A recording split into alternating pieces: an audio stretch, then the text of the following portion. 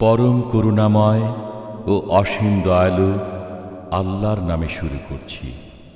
শপথ সেই ফেরেশতাগণের যারা ডুব দিয়ে আত্মা উৎপাটন করে। শপথ তাদের যারা আত্মার বাঁধন খুলে দেয় মৃদুভাবে। শপথ তাদের যারা সাঁতার কাটে দ্রুত গতিতে। শপথ তাদের যারা দ্রুত গতিতে অগ্রসর হয় এবং শপথ তাদের যারা সকল কর্ম নির্বাহ করে। কিয়ামত অবশ্যই আসবে, যেদিন প্রকম্পিত করবে প্রকম্পিতকারী, অতঃপর পশ্চাতে আসবে পশ্চাৎগামী। সেদিন অনেক হৃদয় ভীত বিহ্বল হবে, তাদের দৃষ্টি নত হবে। তারা বলে, আমরা কি পুনরায় পূর্বাবস্থায় প্রত্যাবর্তিত হবই?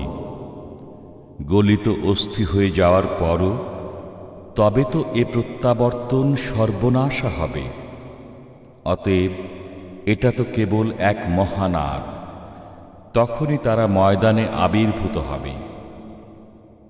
মূসার বৃত্তান্ত আপনার কাছে পৌঁছেছে কি? যখন তার পালনকর্তা তাকে পবিত্র তুয়া উপত্যকায় আহ্বান করেছিলেন, ফিরআউনের কাছে যাও, নিশ্চয়ই সে সীমালঙ্ঘন করেছে। অতঃপর বলো, তোমার পবিত্র হওয়ার আগ্রহ আছে কি?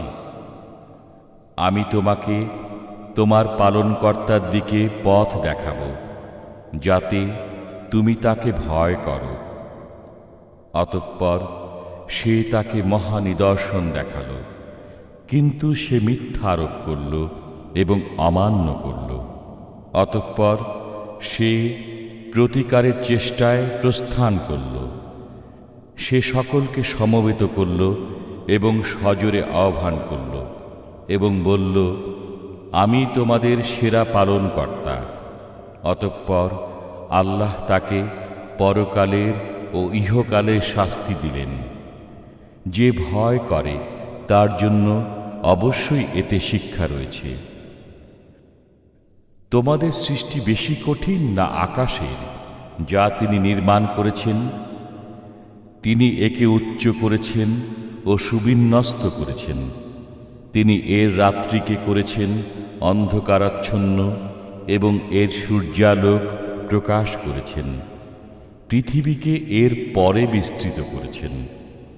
তিনি এর মধ্য থেকে এর পানি ও ঘাম নির্গত করেছেন। পর্বতকে তিনি দৃঢ়ভাবে প্রতিষ্ঠিত করেছেন তোমাদের ও তোমাদের চতুষ্পদ জন্তুদের উপকারার্থে। অতঃপর যখন মহাসংকট এসে যাবে, অর্থাৎ যেদিন মানুষ তার কৃতকর্ম স্মরণ করবে এবং দর্শকদের জন্য জাহান্নাম প্রকাশ করা হবে, তখন যে ব্যক্তি সীমালঙ্ঘন করেছে এবং পার্থিব জীবনকে অগ্রাধিকার দিয়েছে, তার ঠিকানা হবে জাহান্নাম। পক্ষান্তরে যে ব্যক্তি তার পালনকর্তার সামনে দণ্ডায়মান হওয়াকে ভয় করেছে এবং খেয়াল খুশি থেকে নিজেকে নিবৃত রেখেছে, তার ঠিকানা হবে জান্নাত। তারা আপনাকে জিজ্ঞাসা করে, কিয়ামত কখন হবে? এর বর্ণনার সাথে আপনার কি সম্পর্ক? এর চরম জ্ঞান আপনার পালনকর্তার কাছে। যে একে ভয় করে, আপনি তো কেবল তাকেই সতর্ক করবেন। যেদিন তারা একে দেখবে, সেদিন মনে হবে যেন তারা দুনিয়াতে মাত্র এক সন্ধ্যা অথবা এক সকাল অবস্থান করেছে।